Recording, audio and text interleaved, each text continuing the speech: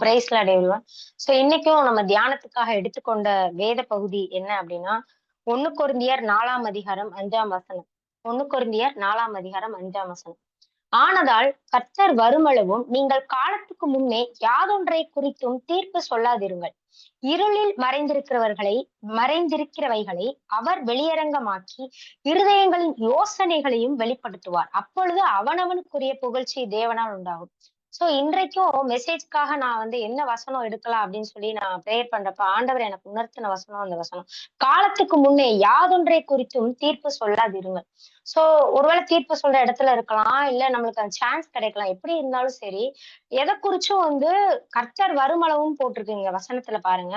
எதை குறிச்சும் டக்குன்னு நம்ம தீர்ப்பு சொல்லாத இருக்கணும்னு ஏசப்பா விரும்புறாங்க. சில நேரங்கள் நம்மளே அறியாம நம்ம வாயில இருந்து சில வார்த்தைகள் வந்துரும். அது நம்ம பர்பஸா பண்ணியிருக்க மாட்டோம். டக்குன்னு ஒரு தீர்ப்பு சொல்லிருவோம். இதுதான் அவ இப்படிதானே அப்படின்னு சொல்லி டக்குன்னு நம்மளே அறியாம சில நேரம் பேசிருவோம். ஏசப்பா சொல்றாங்க நம்ம அப்படி இருக்கக்கூடாது அப்படின்னு சொல்லி ஆசைப்படுறாங்க. நான் யூதா அது ரீட் பண்ணிட்டு இருந்தேன். அந்த வசனம் நான் இது ப்ரிப்பேர் பண்றப்ப, எல்லாரும் எடுத்துக்கோங்க. யூதா 9வது வசனம். யூதா எழுதின அந்த வசனத்த படிக்கிறப்ப எனக்கு ரொம்ப இதா டச்சிங்கா இருந்துச்சுங்க. இங்க பாருங்க, பிரதான தூதனாகிய மிகாவேல் மோசேயினுடைய சரீரத்தை குறித்து பிசாசுடனே தர்க்கித்து பேசின போது அவனை தூஷணமாய் குற்றப்படுத்த துணியாமல் கர்த்தர் உன்னை கடிந்து கொள்வாராக என்று சொன்னார். இந்த வசனம் ரீட் பண்றப்ப ரொம்ப எனக்கு உணர்த்தப்பட்ட ரொம்ப டச்சிங்கா இருந்துச்சு. ஒரு மிகாவேல் தூதன்ங்க, ஒரு கடவுளோட தூதன். கடவுளுக்கு அடுத்த தூதன் அவரு. பிசாசோட தர்க்கிச்சு பேசினப்ப கூட அவனை தூஷணமா குற்றப்படுத்தல. உடனே அந்த பிசாச கூட அவர் மிகாவேல் தூதன். பிசாச என்னனாலும் பேசலாம் அப்படின்னு சொல்லி அவர் பேசல, குற்றப்படுத்தல. கர்த்தர் உன்னை கடிந்து கொள்வாராக. எவ்வளவு அழகா பேசியிருக்காங்க, எவ்வளவு ஞானமா பேசியிருக்காங்க பாருங்க. இத எனக்கு ஏசப்பா உணர்த்தினாங்க. அந்த வார்த்தை, இந்த வசனத்துல நான் ரொம்ப நேரம் உட்கார்ந்திருந்தேன். இந்த வசனம் என்ன என்ன இதை யோசிக்க வச்சுது. நம்ம ஒரு தூதன் கடவுளோட தூதன், அவருக்கு பவர் இருக்கு. ஆண்டவருக்கு அடுத்து அவருக்கு பவர் இருக்கு. அவர் நினைச்ச இஷ்டத்துக்கு இந்த பிசாசை என்னனாலும் பேசலாம்.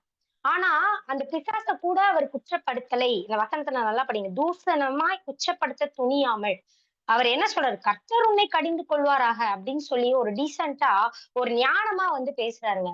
நம்மளும் நெறைய காரியங்கள் நம்மளுக்கு சில நேரம் தெரியல. நம்மளே அறியாம சில நேரம் பேசிர்றோம். ஏசப்பா சொல்றாங்க, அப்படி நம்ம இருந்தோம்னா அத நம்ம மாத்திக்கணும்னு ஏசப்பா ஆசைப்படுறாங்க.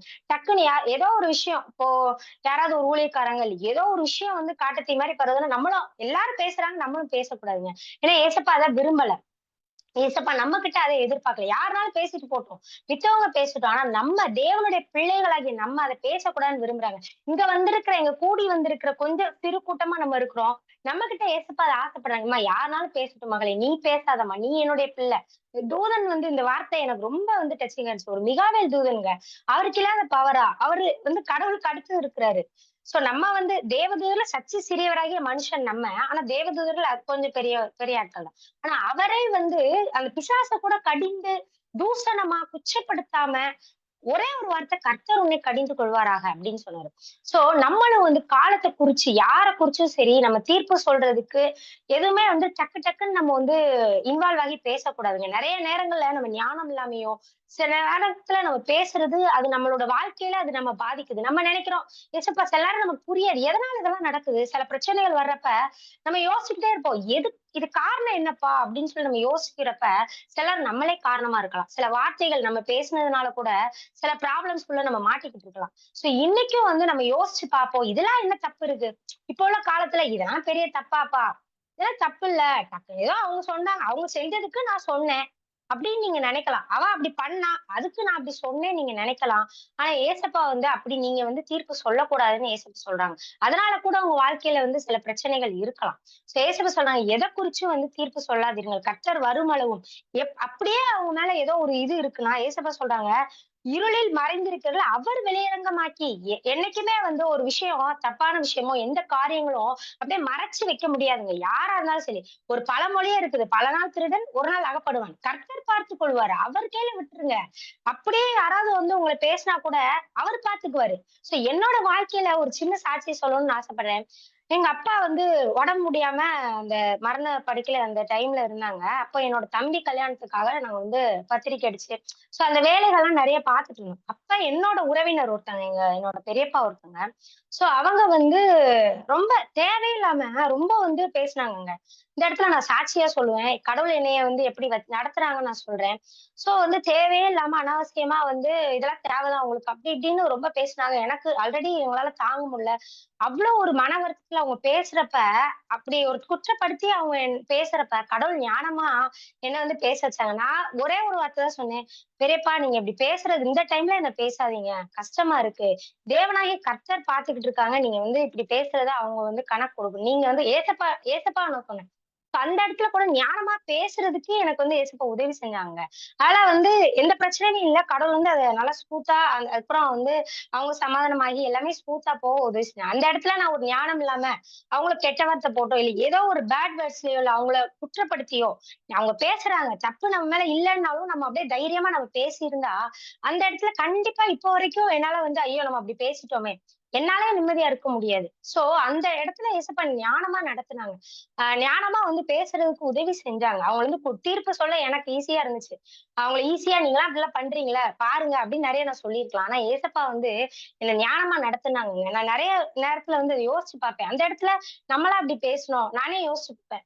ஆண்டவர் பிள்ளைகளா இருக்கிறப்ப, நெறைய நேரத்துல நம்ம எப்படி பேசணும்ன்றத அவரே வந்து நடத்துவாரு. ஞானமா நடத்துவாரு. ரீசென்ட்டா எங்க அத்தைட்ட அத பேசிட்டு இருக்கப்ப கூட இந்த சம்பவத்த நான் சொல்லி, இந்த மாரி ஏசப்பா வந்து ஞானத்த குடுத்தாங்கன்னு சொல்லி நான் சொல்லி இந்த விஷயத்த ஷேர் பண்ணியிருந்தேன். நம்மளும் வந்து யார குறிச்சு தீர்ப்பு சொல்ல நம்மளுக்கு அதிகாரம் இருக்கும்போது, பேசுறதுக்கு நம்மளுக்கான வாய்ப்பு கிடைக்கும் போதும், நம்ம அத குறிச்சு வந்து இந்த தூதன் மாரி கர்த்தர் உன்னை கடிந்து கொள்வாரா? கர்த்தர் அப்படின்னு சொல்லி அவர நம்ம சொல்லி சொல்றப்ப, ஆண்டவர் அத பார்த்துக்கிட்டு இருக்காருங்க. மனுஷங்க வந்து நம்ம சொல்லலாம். அசால்ட்டா நம்மள எண்ணலாம். ஆனா ஆண்டவர் பாத்து என் பிள்ளை குற்றப்படுத்தல. யாரையுமே குற்றப்படுத்தல. நமக்காக வந்து ஏசப்பா பேசுவாங்க. சாத்தானே வந்து பாருங்க உங்க பிள்ளை இப்படி இருக்குன்னு சொன்னாலும், ஏசப்பா சாத்தான் கிட்ட சொல்லும். என் பிள்ளை அந்த இடத்துல குற்றப்படுத்தல. யாரையும் குற்றப்படுத்தி பேசலன்னு சொல்லி, ஏசப்பா நமக்காக ஸ்டாண்ட் பண்ணி நிக்கிறதுக்கு ஒரு சான்ஸ் இருக்குங்க. உங்க வாழ்க்கையிலயும் கூட நெறைய நேரம் அநியாயமா இருக்கலாம். அநியாயமா வந்து அவங்க உங்கள வந்து பண்ணலாம். ஆனாலும் உடனே தீர்ப்பு சொல்லாதீங்க. டக்குன்னு வந்து நம்ம சொல்லாதீங்க. ஏன்னா, ஆண்டவர் வந்து எல்லாவற்றையும் காலங்களையும், நேரங்களையும் மாற்றுகிறவர். இருளில் இருக்கிறவர்களை வெளிச்சத்துக்கு கொண்டு வருவார் கண்டிப்பா. எல்லாத்துக்குமே அது தெரியும். அவனவனுக்குரிய புகழ்ச்சி தேவனால் உண்டாகும்னு சொல்லி இதே வசனத்துல இருக்கு. உங்களுக்கான புகழ்ச்சி தேவனிட்ட இருக்குங்க. நீங்க வந்து அதனால நீங்க எதுவுமே பண்ண தேவையில்ல. எதுனாலும் கர்த்தர் பார்த்துக் கொள்வார். யெகோவா ஈரே ஒரே வார்த்தை. ஏசப்பா பார்த்துக்குவாங்க. அப்படின்னு சொல்லி அந்த வார்த்தையில முடிக்கிறப்ப, கண்டிப்பா ஆண்டவர் ரொம்ப சந்தோஷப்படுவார். என் பிள்ளை பரவாயில்லையேப்பா, என் பிள்ளை இப்படி இத பத்தி ஈஸியா பேசலையேன்னு சொல்லி ஏசப்பா ரொம்ப சந்தோஷப்படுவாங்க. நம்ம அப்படி இருக்கணும்னு ஏசப்பா ஆசைப்படுறாங்க. அடுத்து வந்து நான் பைபிள்ல இதுக்கு ரிலேட்டடா ஒருத்தவங்கள பத்தி நம்ம பார்ப்போம். பரிசேயர் பத்தி பார்ப்போம். பாருங்க, மத்தேயு 9ஆம் அதிகாரம் 34ஆம் வசனம். எல்லாருக்குமே தெரியும். இந்த பரிசேயர், சதுசேயர் ஏசப்பா கூடயே இருந்தாங்க. அவங்களோட மெயின் நோக்கம் குற்றம் கண்டுபிடிக்கிறதாவே இருந்துச்சுங்க. இவர் என்ன பண்றது? இவர தீர்ப்பு சொல்லிக்கிட்டு, அவர வந்து ஒரு குற்றம் கண்டுபிடிக்கிறவளா இருந்தனால, கடைசி வரைக்கும் ஏசப்பா அவ்வளவு பெரிய ஒரு பொக்கிஷமான ஒரு தேவன் வந்து இறங்கி வர்றப்ப, அவங்களுக்கு அந்த மகத்துவங்கள அவங்களால அறியவே முடியல. அவரோட வார்த்தைகள் அவருக்கு புரியல. அவங்க பண்ண அற்புதங்கள் எதுவுமே அவங்களால வந்து புரிஞ்சுக்கவே முடியாத நிலைமையில இருந்தாங்க. நம்மளும் வந்து ஒரு அந்த குற்றப்படுத்துற இதுல இருந்தோம்னா, அப்படி இருக்கும். தூசிக்கிற ஒரு குணத்துல நம்மகிட்ட ஒரு சின்ன குணம் இருந்துச்சுன்னா, நம்மளும் நெறைய நல்ல காரியங்கள், நல்ல விஷயங்கள் நம்மளால பார்க்கவே முடியாதுங்க. இங்க பாருங்க மத்தேயு 9:34ல அங்க ஏசப்பா வந்து ஒரு பிசாசு பிடித்த அந்த சம்பவத்த பாருங்க. அவர் புறப்பட்டு போகல பிசாசு பிடித்த ஊமையான ஒரு மனுஷனை அவரிடத்துக்கு கொண்டு வந்தார்கள். பிசாச ஏசப்பா துரத்துனாங்க. ஒரு தப்புமே பண்ணல. நியாயமா ஏசப்பா பிசாச துரத்தியிருக்காங்க. என்ன பண்ணணும்? பரிசேயர் என்ன பண்ணியிருக்கணும்? ரொம்ப நன்றி அப்படின்னு சொல்லி சொல்லியிருக்கணும். ஐயோ! எப்படிப்பா இப்படி? அப்படி சொல்லி அவங்க ஏதாவது ஒண்ணு அப்படி சொல்லாம, இவன் ஒரு பிசாசுகளின் தலைவனாலேயே பிசாசுகளை துரத்துகிறான் என்றார்கள். ஈஸியா ஜட்ஜ். குயிக்கா வந்து ஒரு தீர்ப்பு. இவன் ஒரு பிசாசு பிடிச்சவன்ப்பா. அதான்ப்பா அப்படி பண்றான் அப்படின்னு சொல்லி, ஏசப்பா வந்து அப்படி ஒரு தீர்ப்பு சொன்னாங்க. இவர்கள பரிசேயர்கள பத்தி பார்த்தீங்கன்னா, எப்பயுமே அவர் கூட இருந்து குற்றத்த மட்டுமே கண்டுபிடிச்சுட்டு இருந்தாங்க. அவரோட மகத்துவமான வார்த்தைகள், உவமைகள் எதுவுமே அவங்க மண்டைக்குள்ள ஏறல. நம்மளும் அப்படி ஒரு பரிசேயரோட குணம் நம்மகிட்ட இருக்கா நம்ம வந்து ஆராய்ச்சி பண்ணி பார்ப்போங்க. நம்ம வந்து எவ்வளவு பெரிய ஆட்களாக இருக்கலாம். சில நேரம் பேக்கிரவுண்ட் நமக்கு இருக்கலாம். இல்ல நம்மளுக்கு வாய்ப்பு இருக்கலாம். அப்படியும் வந்து நம்ம குற்றப்படுத்தாம இருக்கிறப்ப ஆண்டவர் அத பார்க்குறாங்க. யார் பார்க்குறாங்களோ இல்லையோங்க, இயேசுப்பா பார்க்குறாங்க. அதற்கான பலன் உங்களுக்கு கண்டிப்பாக கிடைக்கும். என்னோட வாழ்க்கையில நடந்த சாட்சி வச்சு நான் சொல்வேன். எனக்கான பலன் எனக்கு கிடைச்சது. நான் அன்னைக்கு பேசியிருந்தா கண்டிப்பா என்னால இங்க வந்து இப்படி உட்கார்ந்து நான் நிம்மதியாலாம் இருக்க முடிஞ்சிருக்காது என் வாழ்க்கையில. சோ ஆண்டவர் வந்து சொல்றாங்க, யாரையுமே குற்றப்படுத்தாதீங்க. காலத்துக்கு முன்னே தீர்ப்பு சொல்லாதீங்க. ஊழியக்காரங்களா இருக்கட்டும். இன்னைக்கெல்லாம் பார்த்தீங்கன்னா, ஈஸி ஆயிருச்சுங்க. எது பேசுறது குற்றப்படுத்துறது, தூஷிக்கிறது வார்த்தைகள்லாம் ரொம்ப ஈஸி ஆயிருச்சு. YouTubeல பார்த்தீங்கன்னா, அ ஊழியக்காரங்களையும் சரி, எல்லாத்தையும் போட்டி போட்டு வந்து குற்றப்படுத்திக்கிட்டு இருக்காங்க. அந்த இதெல்லாம் பார்க்குறப்ப எனக்கெல்லாம் வேதனையா இருக்கும். நெறைய YouTubeல சில நேரம் நான் மெசேஜ் கேட்டுட்டு இருக்கப்ப பார்த்தீங்கன்னா, கீழ பார்த்தீங்கன்னா நெறைய ஊழியக்காரங்கள வந்து தாக்கி, தர்க்கித்து, தூஷித்து, குற்றப்படுத்தி பேசுவாங்க. தயவு செய்து நீங்க உங்க ஃப்ரெண்ட்ஸ்ல யாராவது அப்படி இருந்தீங்கன்னா, தயவு செய்து அப்படி பண்ணக்கூடாதுங்க. பண்ணாதீங்க தயவு செய்து. நம்ம பண்ணக்கூடாது. அவங்க பண்றாங்களா? அவங்க ஒரு உணர்வு இல்லாம பரிசேயர் மாரி இருக்கிறாங்க. பரிசேயரோட ஆவியில அதுல பண்றாங்க. ஆனா நம்ம அப்படி பண்ணவே கூடாதுங்க. ஒரு நாள் அந்த வீடியோவ பார்க்காதீங்க தயவு செய்து. எனக்கெல்லாம் அந்த வீடியோ ஆன் பண்ணி உள்ள போயிட்டனால, ஐயோ! ஏசப்பா மன்னிச்சிருங்கன்னு நான் வெளிய வந்துருவேன். அத பார்க்கிறப்ப என் மனசு குத்தும். ஐயோ! இப்படி பேசுறாங்களே ஒரு வேதனை. ஏசப்பா ஊழியக்காரர் உம்முடைய ஊழியக்காரர குச்சப்படுத்த நம்மளுக்கு என்ன தகுதி இருக்குது? அப்படின்னு சொல்லி நான் அத உள்ள கூட போய் பார்க்க மாட்டேங்க. ஒரு வேள பார்த்துட்டா கூட ஏசப்பாட்ட உடனே மன்னிப்பு கேட்பேன். சோ இன்னைக்கும் உங்ககிட்ட சொல்றேன். YouTubeல யாராவது குற்றப்படுத்தி பேசுறாங்க, ஊழியக்காரங்கள தப்பா பேசுறாங்களா? இல்ல யாரையாவது தூஷணப்படுத்தி பேசுறாங்க. தயவு செய்து அந்த வீடியோவ பார்க்காதீங்க. ஏன் பார்க்கறதுனால என்னப்பா? நான் ஒண்ணும் பேசலயேன்னு நீங்க நினைக்கலாம். ஆனா பார்த்தா கூட அது தப்புதாங்க.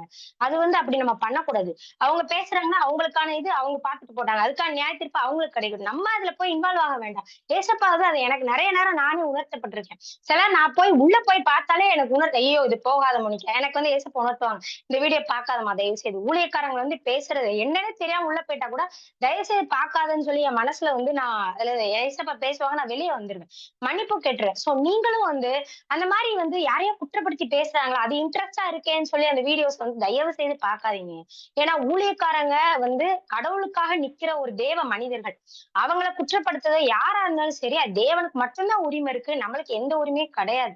சோ நம்ம இப்ப அதெல்லாம் ஈஸியா பண்ணிக்கிட்டு இருக்கிறதுனால, அது எனக்கு வேதனையோட நான் சொல்றேன். ரொம்ப எனக்கு வேதனைப்படுத்தும். ஊழியக்காரங்கள பேசினா மட்டும், "ஏன்பா அப்படி அத பேசுறதுக்கு எங்களுக்கெல்லாம் என்ன ரைட்ஸ் இருக்கு?" அப்படின்னு சொல்லி நான் வந்து நெறைய நேரம் நான் ஃபீல் பண்ணியிருக்கேன், வருத்தப்பட்டுருக்கேன். சோ எங்களோட ஃபேமிலி என்னோட ஹஸ்பண்டோட ஃபேமிலில ஒரு சம்பவம் நடந்திருக்கு.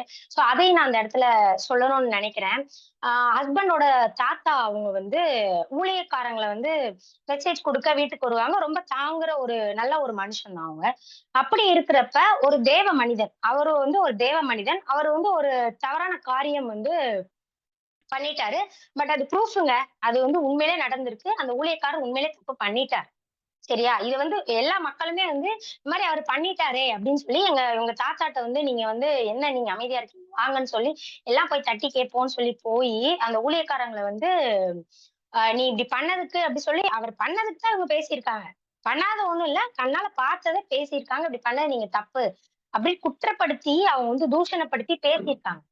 பேசி வீட்டுக்கு வந்து அவங்களுக்கு வந்து கொஞ்ச நாள்லயே அவங்களுக்கு வாய் கோணி, அந்த மாரி அவங்களுக்கு நெறைய உடல் ரீதியா நெறைய பிரச்சனை வந்துச்சு.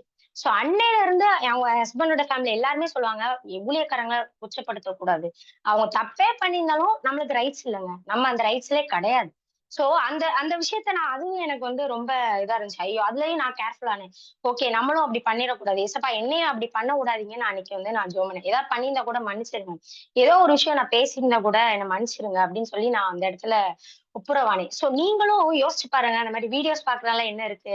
YouTubeல அவங்க பேசுறாங்க, நான் பார்க்க தானப்பா செஞ்சேன்னு சொல்லி சொல்லாதீங்க. பரிசேயரோட ஆவி நெறைய பேருக்குள்ள இன்னைக்கு ஈஸியா புகுந்து கொண்டு இருக்குது.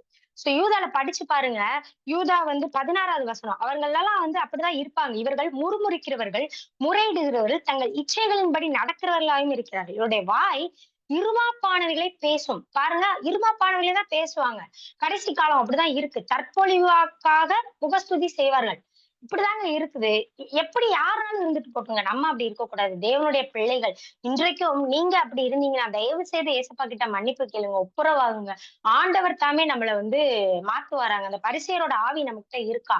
நம்ம வந்து நம்மளே அறியாம இருக்கலாங்க. சில நேரம் வந்து நம்ம வேணும்னே பண்ண மாட்டோம். நம்ம வந்து வேணும்னே நான் பண்ணல சிஸ்டர் நீங்க சொல்லலாம். எனக்கு உங்களுக்குள்ளயே அது ஒரு சில விஷயம் இருக்கும். ஆனா இன்னைக்கு ஆண்டவர் உணர்த்தி பேசுறாங்க. தயவு செய்து அப்படி நம்ம இருக்கிறத ஏசப்பா விரும்பலங்க. ஏசப்பா அந்த மாரி விரும்பல. நம்மளுக்கான மேன்மையான காரியங்கள் இருக்கு. நெறைய திட்டங்கள் இருக்கு. சோ அத வந்து அதை நோக்கி நம்ம போணும். அடுத்து பாத்தீங்கன்னா, பரிசேயர பத்தி இன்னொரு வசனம், இன்னும் ஒரு இத ஷேர் பண்றேன். மத்தேயு 15ஆம் அதிகாரம் பாருங்க. மத்தேயு 15ஆம் அதிகாரம் 14ஆம் வசனம். பாத்தீங்கன்னா, அவர்கள் எப்படி இருக்கிறாங்கன்னா, குருடருக்கு வழிகாட்டுகிற குருடரா இருக்கிறார்கள். அவங்க வந்து குருடனுக்கு குருடன் வழிகாட்டுறாங்க. அப்படின்னு சொல்லி ஏசப்பா சொல்றாங்க. ஆ ஏசப்பா வந்து இன்னொரு வசனம் சொல்லுவாங்க. 8வது வசனம். மத்தேயு 15:8 இந்த ஜனங்கள் தங்கள் வாயினால் என்னிடத்தில் சேர்ந்து தங்கள் உதடுகளினால் என்னை கனம் பண்ணுகிறார்கள். இருதயமோ எனக்கு தூரமாய் விலகி இருக்கிறது. இப்ப இப்படிப்பட்ட அந்த பரிசேயரை பத்தி ஏசப்பா சொல்றாங்க. வாயினால துதி செய்றாங்க, எல்லாம் பண்றாங்க. ஆனா இருதயமோ எனக்கு தூரமா இருக்கிறது. சோ மேக்ஸிமம் மனுஷங்க எப்படி பார்ப்பாங்கன்னா, நம்மளோட அப்பியரன்ஸ் எப்படி இருக்கு? பெர்ஃபெக்ட்டா இருக்கா? எல்லாமே பார்ப்பாங்க மனுஷங்க. ஆனா ஏசப்பா பார்க்குறாங்க இருதயம். இருதயம் எப்படி இருக்கு? நம்ம எப்படி இருக்கிறோம்? இருமாப்பாய் பேசுறோமா? குற்றப்படுத்துகிறோமா? இருதயத்துல என்னென்ன காரியங்கள் இருக்குது? தூசிக்கிறோமா? சோ இதெல்லாம் ஏசப்பா பார்க்குறாங்க. இந்த பரிசேயரோட ஆவி நம்மகிட்ட இருக்குதான்னு சொல்லி ஏசப்பா வந்து இன்னைக்கு நம்மள அனலைஸ் பண்ணி பார்க்க சொல்றாங்க. ஏதோ ஏதோ சின்ன காரியமா இருக்கலாம். இதுல என்னங்க இருக்கு? தப்பே இல்லையே! அப்படின்னு நீங்க நினைக்கலாம். இதெல்லாம் இப்ப இந்த காலத்துல இதெல்லாம் என்னன்னு நீங்க நினைக்கலாம். ஆனா இல்லங்க. சின்ன காரியங்கள் தான் நம்மளுடைய ஆசீர்வாதத்துக்கு தடையா இருக்குது. சின்ன காரியம் தானே! சின்ன ஒரு குற்றப்படுத்துதல்.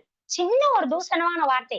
இதுல என்ன இருக்கு? எவெவலாமோ கொலை பண்றான், என்னலாமோ பண்றான். நான் ஒரு சின்ன தப்பு தானப்பா. இதுல என்னப்பா இருக்குன்னு நீங்க யோசிக்கலாம். இல்லங்க. அப்படி கிடையாது. ஏசப்பா வந்து அது கூட இருக்கக்கூடாது. நம்ம பரிசுத்தமா இருக்கணும்னு ஏசப்பா விரும்புறாங்க. சின்ன பிசிறு கூட நம்மகிட்ட இருக்கக்கூடாது. நம்ம தேவனுடைய பிள்ளைகள். நம்ம வந்து மாறிக்கொண்டே இருக்கணும். ஒரு சின்ன ஒயிட் பேப்பர்ல ஒரு சின்ன டாட் வச்சோம்னா, அந்த டாட் தான் பெருசா தெரியும். சோ இந்த காரியங்கள் நமக்குள்ள இருக்கக்கூடாது. முக்கியமா பரிசேயரோட ஆவி நம்மகிட்ட இருக்கக்கூடாதுன்னு ஏசப்பா வந்து விரும்புறாங்க. அடுத்து பாருங்க, அடுத்த ஒரு வசனம் நான் சொல்றேன். மத்தேயு இந்த வேதபாரகர் பத்தி தான். மத்தேயு 23ஆம் அதிகாரம் 3ஆம் வசனம். இயேசு சொல்றாங்க, நீங்கள் கைக்கொள்ளும்படி அவர்கள் உங்களுக்கு சொல்லுகிற யாவையும் கைக்கொண்டு செய்யுங்கள். அவங்க சொல்றதெல்லாம் செய்யுங்கப்பா. அவர்கள் செய்கையின்படியோ செய்யாதிருங்கள். ஏனெனில் அவர்கள் சொல்லுகிறார்கள், சொல்லியும் செய்யாதிருக்கிறார்கள். அவங்க சொல்ற விஷயத்த ஃபாலோ பண்ணுங்க. ஆனா அவங்களோட செயல ஃபாலோ பண்ணாதீங்க அப்படின்னு சொல்லி இங்க சொல்றாங்க. யாராவது அப்படி தூசித்துக் கொண்டு, ஒரு குற்றப்படுத்திக் கொண்டு ஒரு மனுஷன் இருக்கிறாங்களா உங்க முன்னாடி, தயவு செய்து அவங்கள ஃபாலோ பண்ணாதீங்க. ஓகே. அவங்க வந்து ஒரு பிரீச்சரா இருக்கலாம். யாரா இருந்தாலும் சரி. ஆனா நீங்க வந்து அவங்களோட செய்கைகள ஃபாலோ பண்ணாதீங்க. அந்த பரிசேயரின் ஆவி யார் யாரெல்லாம் இருக்கோ, அவங்களோட செய்கைகள ஃபாலோ பண்ணக்கூடாதுன்னு ஏசப்பா வந்து ஸ்ட்ரிக்ட்டா சொல்றாங்க. சோ நம்மளும் வந்து நம்ம நெறைய விஷயங்கள வந்து அனலைஸ் பண்ணி பார்க்கணுங்க. நீண்ட நேரம் பாருங்க 14வது வசனம். மாயக்காரராகிய வேதபாரகரே, பரிசேயரே உங்களுக்கு ஐயோ! பார்வைக்காக நீண்ட ஜெபம் பண்ணி, விதவைகளின் வீடுகளை பட்சித்து போடுகிறீர்கள். இது நிமித்தம் அதிக ஆக்கினையை அடைவீர்கள். சோ இங்க பாருங்க பட்ஜெட் போடுதாங்க விடு. அவங்க வந்து நீண்ட நேரம் பார்வைக்காக ஜெபம் பண்றாங்க. சோ நம்மளும் அந்த மாரி வந்து இந்த பரிசேயரோட ஆவி எப்பயுமே நமக்குள்ள இருக்கக்கூடாது. ஆண்டவர வந்து பற்றி பிடித்துக் கொள்வோங்க. சோ எப்பயுமே ஏசப்பா வந்து ரொம்ப கடிந்து கொண்டு பைபிள்ல பேசுறாங்க அப்படின்னா, யார பத்தினா இந்த பரிசேயர மட்டும் தான். நல்லா பாருங்க, நல்லா நோட் பண்ணுங்க. அதிகாரங்கள ரீட் பண்ணி பாருங்க. பரிசேயர், சதுசேயர மட்டும் தான் ஏசப்பா வந்து கடிந்து கொண்டு நெறைய இடத்துல பேசியிருக்காங்க. அவர்கள் பண்ணுகிற செயல வந்து ஏசப்பா வந்து கடிந்து கொண்டு பேசுவாங்க. சோ நம்மளும் வந்து அவரோட அந்த வார்த்தைய நம்ம ஃபாலோ பண்ணுவோம். பரிசேயரோட ஆவி நம்மகிட்ட இருக்கான்னு நம்ம செக் பண்ணுவோம். குற்றப்படுத்துற அந்த ஆவி, எதுவா இருந்தாலும் சரிங்க. சின்னதா தானே பேசினேன்னு நீங்க யோசிக்கலாம். ஆனா எல்லாவற்றையும் இன்னைக்கு ஆண்டவர்ட்ட ஒப்புக் கொடுங்க. நம்ம அனலைஸ் பண்ணி பார்ப்போங்க. நம்மளுக்கு இன்னைக்கு ஒரு நல்ல சான்ஸ் கிடைச்சிருக்கு. சில நேரம் நம்ம மேல தப்பு இருந்தா நமக்கு தெரியாம இருக்கலாம். ஆனா ஆவியானவர் இன்னைக்கு உங்க ஒவ்வொருத்தர் கூடயும் பேசிக் கொண்டிருக்காங்க. உங்க பிரச்சனைக்கு அது கூட காரணமா இருக்கலாம். சில நேரங்கள் நம்ம பிரச்சனைக்கு நம்மளே காரணமா இருப்போம். சோ அதனால நம்ம இன்னைக்கு அனலைஸ் பண்ணி பார்ப்போம். அடுத்து நான் ஒரு கேரக்டர் பத்தி பேசப் போறேங்க. தாவீது. சோ ஏசப்பா வந்து இந்த காரியம் தியானிக்கிறப்ப எனக்கு தாவீத ஞாபகப்படுத்துறாங்க. தாவீது இங்க பரிசேயர் ஆவி நமக்குள்ள இருக்கக்கூடாது. செகண்ட் நம்ம பார்க்க போறது தாவீது. எவ்வளவு பெரிய ஒரு தேவ மனிதன். ஏசப்பா வந்து தாவீத ரொம்ப பெருமையா சொல்லுவாங்க. அவன் என்னோட சிநேகிதன், இருதயத்துக்கு ஏற்றவன். யாரையுமே அப்படி சொல்லலங்க. என் இருதயத்துக்கு ஏற்றவன். எவ்வளவு ஒரு அற்புதமான வந்து ஒரு நல்ல நேம். ஒரு சாட்சிய தாவீது வாங்கியிருக்கிறது. ஏன் அப்படின்னா, இங்க பாருங்க 1 சாமுவேல் 24ஆம் அதிகாரம். ஓகேயா? இங்க பாருங்க சவுல் இதுல தாவீது மேல தப்பே இல்லங்க.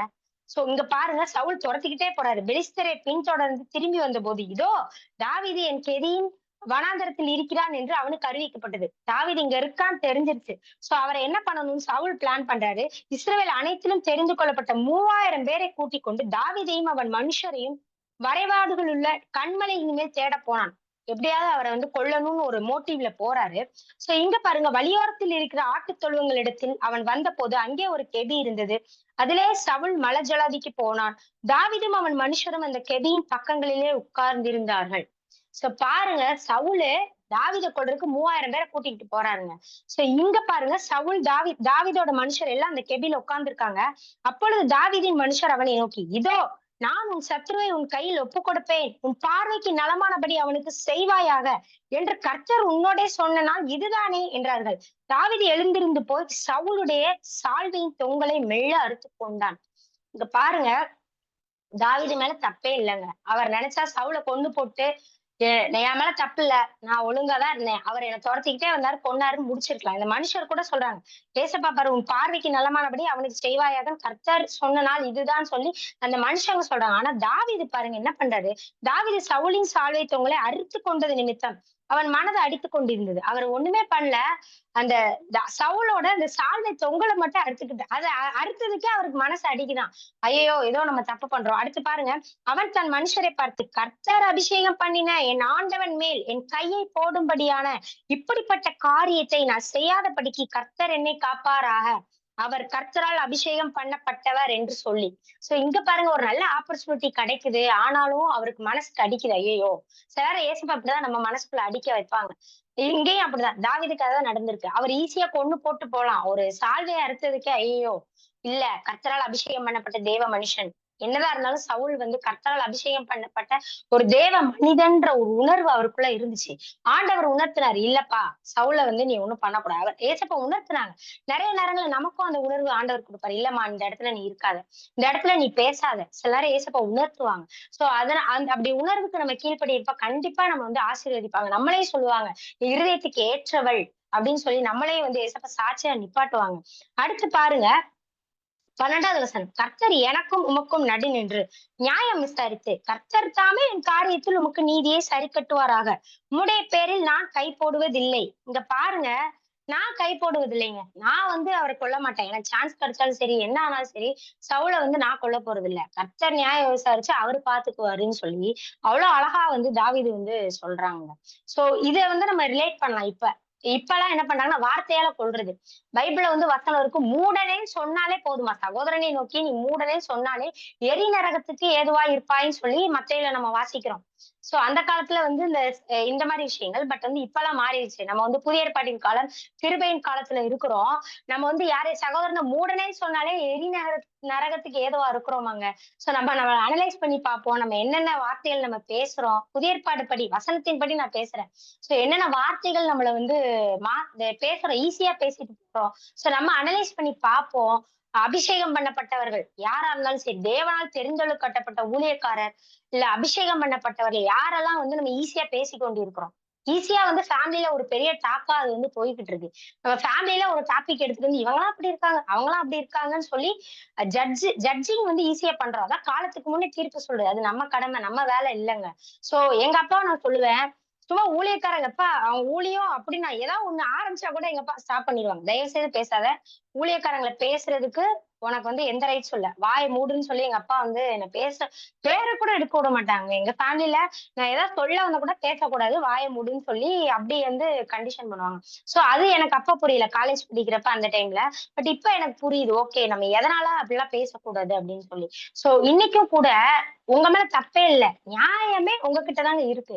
அவங்க அநியாயமா பண்றாங்க. பண்ணட்டும். யாரு அதிகாரியா இருக்கலாம். இல்ல உங்களோட எவ்வளவு பெரிய உங்க ஃபேமிலி மெம்பரா இருக்கலாம். ஆனா ஏசப்பா சொல்றாங்க, நீ காலத்துக்கு முன்னே தீர்ப்பு சொல்லாதே. இங்க பாருங்க, தாவீதுக்கு எல்லாமே இருந்துச்சு. தாவீது வந்து ஒரு பெரிய ஒரு தேவ மனிதன். அவர் நினைச்சிருந்தா ஈஸியா எல்லாமே முடிச்சிருக்கலாம். ஆனா அவர் மனசு அடிச்சு கொண்டது, அபிஷேகம் பண்ணப்பட்டவர் மேல் நான் கை வைக்க மாட்டேன். அதேதான் நீங்களும் சொல்லணும். ஓகே, நீங்க பண்ணீங்களா? எனக்கு கர்த்தர் நியாயம் விசாரிப்பார். ஆண்டவர் கையில ஒப்பு கொடுங்க. ஆண்டவர் கையில ஒப்பு கொடுங்க. அவர் பார்த்துக் கொள்வாருங்க. பைபிள்ல வசனம் இருக்கு, பழிவாங்குதல் எனக்குரியதுன்னு இருக்கு. சோ நம்ம வார்த்தைகள்னால நான் எப்படி நம்மளால ஒண்ணு செய்ய முடியாட்டி நம்ம என்ன லாஸ்டா என்ன வெப்பன் எடுப்போம்னா வார்த்தை. ஏதாவது ஒண்ணு சொல்லி தூஷித்து, குற்றப்படுத்தி அவங்கள வந்து அதுதான் நம்ம லாஸ்ட் வெப்பனா இருக்கும். நம்மளால அவங்கள ஒண்ணும் செய்ய முடியலன்னா கடைசி வெப்பன் அவங்களுக்கு எதிரா வந்து நம்ம திருப்புவோம். அததான் நம்ம பண்ணுவோம். ஆனா இயேசுவ சொல்றாங்க, அது கூட நம்ம பண்ண தேவையில்லங்க. ஆண்டவரிடத்துல ஒப்பு கொடுத்துருவோம். அவர் பார்த்துக் கொள்வாருங்க. இயேசுவ பார்த்துக் கொள்வாங்க. அவர விட பெரிய இது என்ன இருக்கு? அவர் பழிவாங்குதல் அவரோடது. அவனவனுக்குரிய நியாயம் எல்லாமே தேவனால கிடைக்கும். புகழ்ச்சியும், நியாயமும் எல்லாமே ஏசப்பா வெளிப்படுத்துவாங்க. அவ்வளவு அவங்க இருள்ல இருக்காங்களா? அவங்களுக்கு விரோதமா போராடி கொண்டு இருக்கிறாங்களா? ஏசப்பா, "ஏம்மா நீ என்ட்ட விடும்மா. நீ எதுவுமே ட்ரை பண்ணாத." நம்ம ஒரு வார்த்தை கூட பேசக்கூடாது. அவங்க தப்பு பண்ணா கூட நம்ம ஆண்டவர் சமூகத்துல பேசலாம். "ஏசப்பா இப்படிலாம் எனக்கு மன கஷ்டம்." மன கஷ்டங்கள சொல்லலாம். அதுக்கு நான் ஆண்டவர் சமூகத்திலயும் தூஷிக்க கூடாது. வந்து உட்கார்ந்து, "ஆண்டவரே எனக்கு இவ்வளவு மன கஷ்டம் இருக்கு." அப்படின்னு நீங்க சொல்லுங்க. ஆண்டவர் பார்த்துக் கொள்வார். நித்தம் கர்த்தருடையது. சோ நான் அதுக்கு உதாரணமா என்னோட வாழ்க்கைய சாட்சியா சொல்லுவேன். நானுமே எனக்கு நெறைய லைஃப்ல நடந்திருக்குங்க. நெறைய துரோகங்கள், நெறைய பார்த்திருக்கேன்.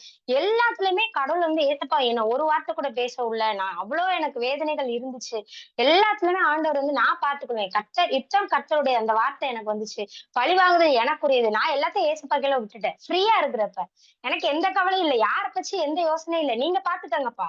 என் நியாயம் உங்ககிட்ட இருக்கு. நான் ஏன் கவலைப்படணும்? அப்படின்னு ஒரு ஸ்டேஜ்ல ஏசப்பா என்ன வச்சிருக்காங்க. அதனால நான் தைரியமா சொல்லுவேங்க. இப்ப உங்களுக்கு எதிரா போராட்டம் நடக்குதா? உங்களுக்கு எதிரா ஈஸியா பேசுறாங்களா? பதிலுக்கு நீங்க பேசணும்னு அவசியம் இல்ல. நெறைய உலகத்துல சொல்லுவாங்க, "நீ பேசு. நீ அவள தூஷித்து பேசு. நீ அவங்கள வந்து குற்றப்படுத்து." அப்படின்னு சொல்லுவாங்க. ஆனா நீங்க அத செய்யாதீங்க. நம்ம இயேசுவ பிள்ளைங்க அத செய்யக்கூடாது. மிகாவேல் தூதன் பாருங்க, அவருக்கு அழகான ஒரு பிசாசுங்க. பிசாசு வந்து தள்ளப்பட்ட ஒரு பிசாசு. அந்த பிசாச வந்து அவரு தூஷித்து பேசலையாங்க. இந்த வார்த்தை எனக்கு உண்மையிலேயே ரொம்ப நேரம் அது தியானிச்சுட்டு இருந்தேன். அந்த வசனம் எனக்குள்ள ரிப்பீட் ஆயிட்டே இருந்துச்சு. ஏசப்பா ஒரு பிசாச வந்து அவரு தூஷித்து பேசல. குற்றப்படுத்தி பேசல. கர்த்தர் உன்னை கடிந்து கொள்ளும். அந்த ஒரு வார்த்தைய தவிர வேற எதுவுமே பேசல. சோ நம்மளும் நம்மளோட வாழ்க்கையில நம்ம அனலைஸ் பண்ணி தூதர சாட்சி அவர் நம்மளுக்கெல்லாம் மேல வந்து அவர வந்து ஒரு உதாரணமா எடுத்துக்கலாம். தேவருக்கு அடுத்த தூதன். சோ ஏசப்பாக்கு அடுத்து அந்த தூதன். அவரு எவ்வளவு அழகா நடந்துக்கிட்டாரு. சோ அவர்ட்ட இருந்து நம்ம அத கத்துக்கிடுவோம். அவர்ட்ட இருந்து நம்ம அந்த விஷயத்த கத்துக்கலாங்க. சோ நம்மளும் நம்ம இந்த வாழ்க்கையில எத பத்தியும் கவலைப்படாதீங்க. யாராவது உங்கள கஷ்டப்படுத்திக்கிட்டே இருக்காங்களா? ஆண்டவர்ட்ட முறையிட்டு அமைதியா இருங்க. ஆண்டவர் பார்த்துக் கொள்வார். நீங்க எதுக்குமே நீங்க பேச தேவையில்ல. காலத்துக்கு முன்னே தீர்ப்பு சொல்லாதீர்கள். ஆண்டவர் பார்த்துக் கொள்வார். இப்பொழுது இருக்கிற இடங்கள்ல கண்களை மூடி நம்ம வந்து ஜெபிப்போம். அன்புள்ள இயேசப்பா, அந்த நல்ல வேளைய காண செய்த கிருபைக்காக உமக்கு கோடான கோடி நன்றி அப்பா. அப்பா நீங்க இன்னைக்கும் எங்களோட நீங்க இடைப்பட்டதுக்காக நன்றி அப்பா. அப்பா ஒரு அருமையான வார்த்தைய எங்களுக்கு தந்ததுக்காக நன்றி அப்பா. நாங்களும் அப்பா அந்த மிகாவேல் தூதன் அப்பா அந்த அந்த அவரு பிசாசு கூட தர்க்கித்து பேசின போது அப்பா, அவர குற்றப்படுத்தல. பிசாச கூட தூஷித்து குற்றப்படுத்தாமல் அப்பா அவ்ளோ அருமையா அவர வந்து ட்ரீட் பண்ணாங்க ஏசப்பா. அவ்ளோ அருமையா நடந்துக்கிட்டாங்க. அதே போல நாங்களும் நடந்து கொள்ள எங்களுக்கு உதவி செய்யுங்க. நாங்க மனிதர்களாக இருக்கிறோம். பலவீன பாண்டவா இருக்கிறோம். என் தேவனே எங்களுக்கு ஞானத்த குடுங்க. நெறைய நேரங்கள்ல எங்களையே அறியாம சில வார்த்தைகள் வந்துருது. ஈஸியா குற்றப்படுத்திர்றோம். ஈஸியா ஜட்ஜ் பண்ணிர்றோம். ஈஸியா தூஷித்து பேசிர்றோம். என் தேவனே அதற்கெல்லாம் மன்னிங்கப்பா.